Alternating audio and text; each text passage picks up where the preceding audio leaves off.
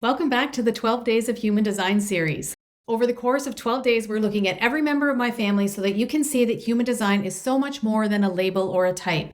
At the time of this recording, we're all generator types. There are 8 manifesting generators and 3 generators with one more baby on the way any minute now. We're all completely different people. You would never walk into a room and think, oh, well, if you've met one, you've met them all. That's just not how it is. That's why you cannot stop at your human design type. It's all about the nuances. Today is going to be a super fun episode because we're looking at my brand spanking new grandson, Easton's chart. Easton is the son of Matt and Andrea. They are both manifesting generators. Andrea's episode was yesterday and Matt's episode is tomorrow. And he's just about 3 weeks old. So I'm really excited to do this episode because Ra, the founder of Human Design, always said that human design was for the children. You know, as adults, we have been so conditioned away from ourselves that our work is in deconditioning. We're removing all of the layers of other people's opinions of us as we move through life. Whereas with the kids, we have the opportunity to do it differently. We have the opportunity to not ever let them feel like there's something other than they are. So have your own chart handy or the chart of your child or children as we go through this episode so that you can relate what I'm covering here to your own design. If you don't have your human design chart yet, just pop on over to the website. It's vickydixon.com and download it for free. Welcome to Unjaded. I'm your host, Vicky Dixon. This is a podcast with a human design spin on building the life, the relationships, and the business that you were made for. Let's dive in. I gotta tell you, one of the most fun things that I have done is running the kids' charts as they're born. It is so amazing. So I was extremely blessed to get to be there when Easton was born. And as we stepped away and gave, mom and dad and Easton time to, mesh as a family to kind of get to know each other, I sat on the couch and ran his human design chart. And that may sound kind of weird to you, but I was like, this is so cool to get to see his natural gifts before we can see his natural gifts, if that makes sense. So his chart is in the show notes. So you can take a look as we go along if you'd like. It's kind of a cool looking chart. The first thing Andrea said when she looked at it was, whoa, all of his centers down the middle are defined. I'll relate a lot of what I'm talking about in his chart to you so that you can, have a look at your own chart and see how this plays out for you. So Easton is a generator. I won't go over the basic things about being a generator because you can go back into, I think it's episode 3, and that'll walk you through all the basics of what it means to be a generator. But I am going to talk in this episode here about some of the conditioning on generators and how we can avoid that with kids. So episode 3 is linked in the show notes for everything about being a generator, and we'll just go through a little bit here. The first thing we're going to talk about with Easton, though, is just like with his mother, with Andrea, he's an empath. I'm looking at the big triangle on the bottom right-hand side of the chart. His is not colored in, which means it's undefined. So with an undefined emotional solar plexus, he will tend towards big feelings. He'll tend towards identifying with those feelings as his own, but they're not his. They're the emotions of those around him that he'll amplify back. So the conditioning of children with this center undefined is that they're often called dramatic, told they make a big deal of everything. The trick is to show them how to process emotions and to allow the emotions to flow through them. Because they're not here to be emotional with this center undefined. They're here to be wise about emotions. So that's job 1. Easton is a generator, which means that he has a sacral sound. So when you look at the second center from the bottom, it's colored in pink. That's the sacral center. If you have that center colored in, or if you're looking at any other chart and that center is colored in, then you're looking at the chart of a generator. Only generators and manifesting generators have the sacral center defined. And the sacral has a sound. It's or We haven't really talked about this a lot in these episodes. I do talk about it in that episode 3 that's linked there for you, but I'm going to go into it here because it's a big conditioner in our society of generator children. And if you're a generator or manifesting generator, you were definitely conditioned away from the sacral sound. I mean, there's just no two ways about it. I see this every single day and I live it in my own life. The opportunity with kids now is to allow them to attune to this sound, which sounds weird. Like, what does it matter, Vicky? It's just a sound, but it's their inner compass. We never, ever, ever want to condition them out of this inner compass. And it's really hard to do because we live in a mostly polite society. So we want our children to say yes, please, and no, thank you. We don't want them running around grunting all the time, like, But the sacral is a motor. It's a motor and it has this generative sound. And it's a really important thing. I would say it's the most important thing in a generator's design, because when we can connect to the sacral sound, then we can connect to our inner guidance. And, I worked with a man just last week, and he has been through a few months of human design training. And what he wanted to do was to get in touch with his sacral sound, because he knew that that was the key to everything. And when you've been conditioned out of it, the tendency is to go into your head to make decisions instead of into your body. And that sacral center is a big key to your decision making. No matter what your decision making authority, if your sacral is defined, that's a big tool to guide you, right? It will magnetize you to what's right for you. It's your North Star. So it's going to be really important for us with Easton not to condition him out of it. And that's really hard. I know better. I know how this conditioning works in this center. And Brooks and Sawyer are both manifesting generators, my other grandchildren. And I find continually we have to stop ourselves from saying, so Brooks' sound is yep or nope. And he says them so fast. And it's our tendency to say, Brooksy, say yes, please. Say no, thank you. So Sawyer will use her sacral sound. She's 3.5, so she has a little bit better understanding. So she'll use her sacral sound, yep, or nope. And then afterwards she'll say thank you anyways. She's starting to train herself to honor her sacral. She doesn't know that's what it is, but we are allowing her, and I'm putting that in air quotes, just because normally we would condition kids away from it. So we allow her to have her sacral sound, and then we teach her the politeness afterwards to add on. So another tip with the generator or manifesting generator is to ask yes or no questions only. This is a big deal for kids. And I catch myself with this with my other grandkids all the time. Sawyer, do you want to have a bagel and eggs or pasta for lunch? Not that we eat carbs all the time. I was just using that as an example. But you don't want to do that. You want to say, Sawyer, do you want eggs for lunch? So no multiple choice, no this or that, just one thing at a time. And why that is because you speak directly to the sacral center. So when I say, Sawyer, do you want eggs for breakfast? She says, uh-huh or uh-uh. But if I say, do you want eggs? Do you want pasta? Do you want salad? Do you want a burger? Her sacral can't go anywhere with that. And I know that I'm talking about Sawyer and this is Easton's episode, but it's just because she's able to answer now. So this is why I'm giving you this example. So the sacral, you really want to work with your sacral center or the sacral center of your child.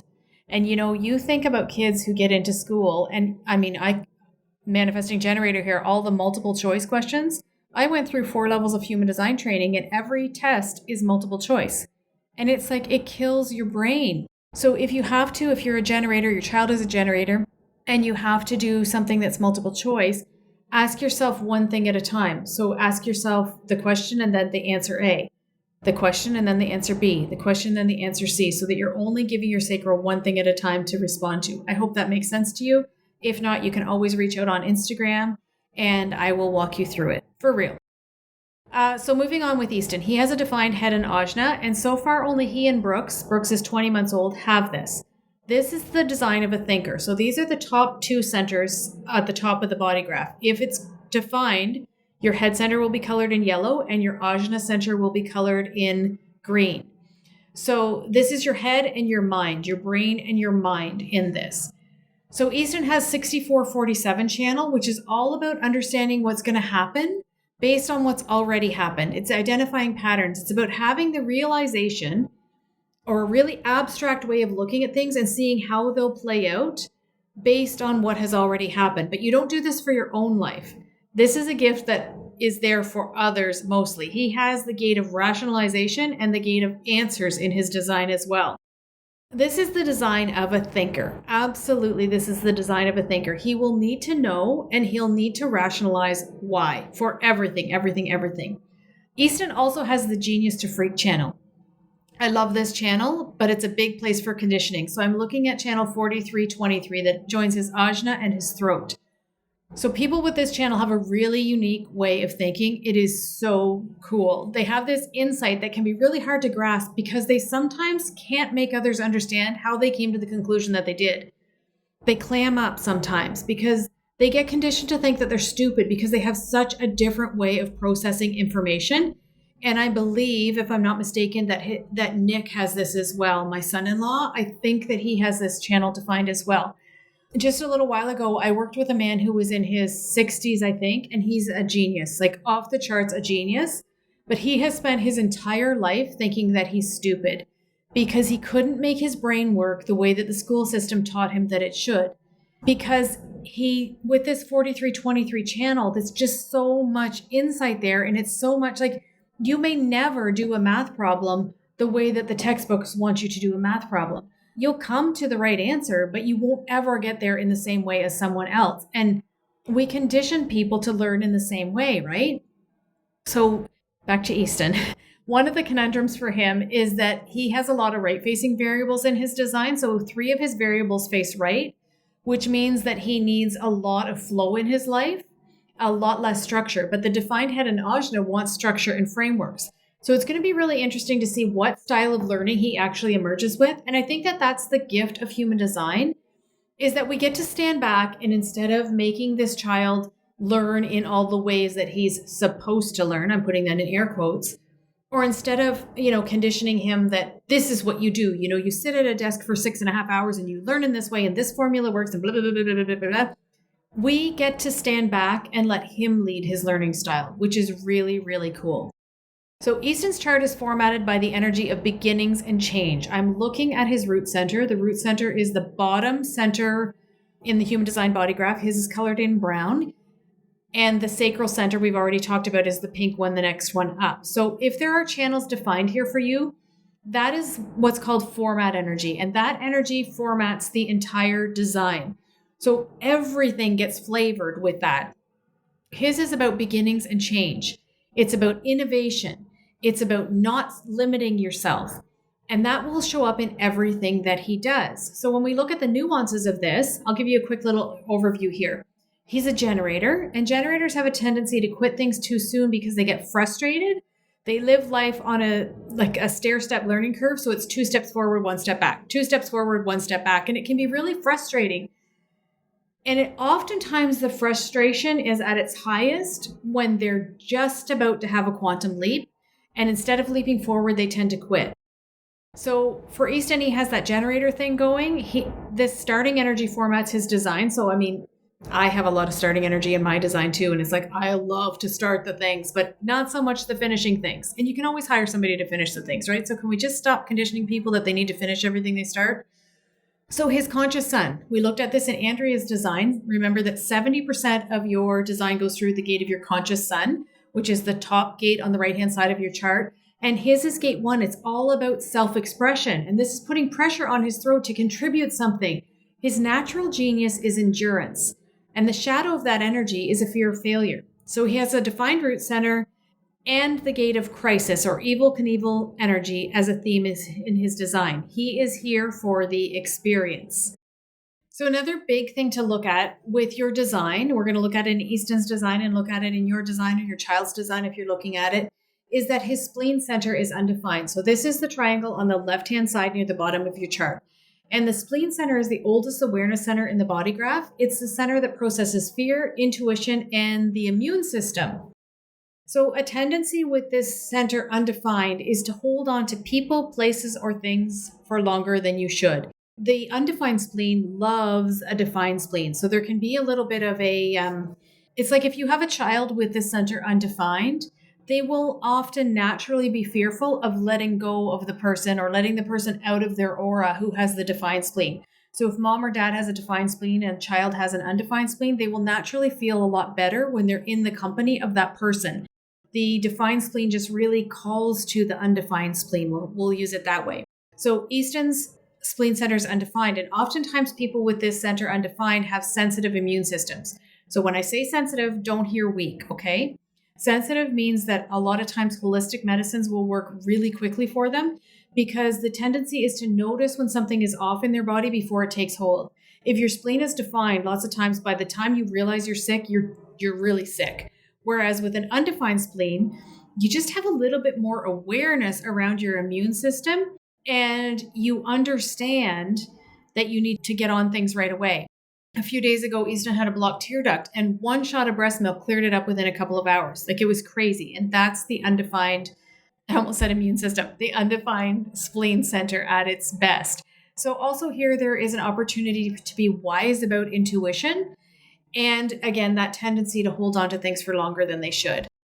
So the last thing that I'm going to say about his design is just for fun. Easton has the channel 214. He has the entire channel, the Keeper of the Keys. And this is beautiful energy. It's energy for prosperity, for always having enough, and the ability to make more. It's possession in great measure in the I Ching. It's said that every family needs one of these people because the energy is contagious. Every business needs one of these people because the energy is contagious. And if you remember back to my son Samuel's reading, he has the entire channel too. And oh my gosh, does this ever play out in Samuel's life? It's beautiful to watch. He has this unique ability to always turn a dollar, and it's fascinating to watch. Absolutely fascinating to watch. So we'll get to see how it plays out for Easton, right? This is the thing, is that we get to just observe. It's not that we're going to be saying, Easton, you're this, and this. No, we're going to be watching and trying our damnedest not to condition him out of the way that he's naturally here to be. So when you're ready to look at the nuances in your own human design, you can head over to my site, vickydixon.com, and book your own reading, or even book a family reading.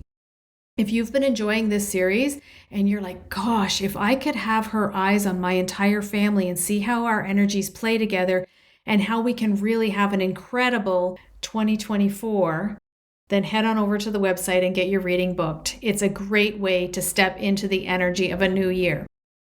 So remember that life is going to kick you around. Even these little itty bitty people that are here, life is going to kick them around a little bit. And human design is really the best way that you can stay unjaded.